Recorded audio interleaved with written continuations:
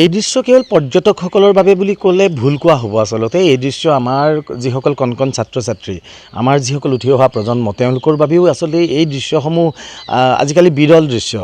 কাৰণ আমাৰ এই বিনন্দীয় পৃথিৱীখনৰ পৰা বিভিন্ন জীৱ জন্তু, চৰাই চিৰিকটি ক্ৰমাৎ আমি নেদেখা হৈ গৈছোঁ, নোহোৱা হৈ পৰিছে আমাৰ মাজত। তাৰ মাজত অন্য এটা হৈছে টুকুৰা চৰাই। যি টুকুৰা চৰাই আগতে আমাৰ বাৰীবিলাকত সুলভ আছিলে। তামোল গছত বা নাৰিকল গছত সিহঁতে সুন্দৰভাৱে নিজৰ ঘৰখন তৈয়াৰ কৰি লয়, যাৰ কাৰণে ইমান সুন্দৰভাৱে ঘৰখন বনায়, যাৰ বাবে সিহঁতক বহুতে ইঞ্জিনিয়াৰ বাৰ্ড বা উইভাৰ্ছ বাৰ্ড বুলিও কয়।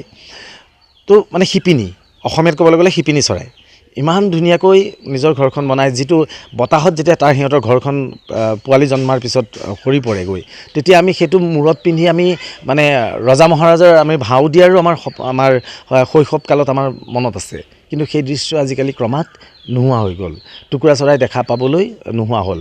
তথাপিতো কাজিৰঙাত আজি সম্প্ৰতি শেহতীয়াকৈ 2-3 বছৰ ধৰি কাজিৰঙাৰ কঁহৰা বনাঞ্চলৰ অন্তৰ্গত কাজিৰঙা বিটত থকা বিটৰ বাউণ্ডেৰীৰ মাজত থকা ঠাইসমূহত আমি তামোল গছত এই চৰাইসমূহৰ বাঁহ আমি প্ৰত্যক্ষ কৰিছোঁ, যাৰ কাৰণে বিদ্যালয়ৰ বহু ছাত্ৰ ছাত্ৰীক লৈ গৈছে তেওঁলোকক সেই চৰাইটোৰ বিষয়ে ক'বৰ বাবে, চৰাইটোৰ বিষয়ে জনাবৰ বাবে।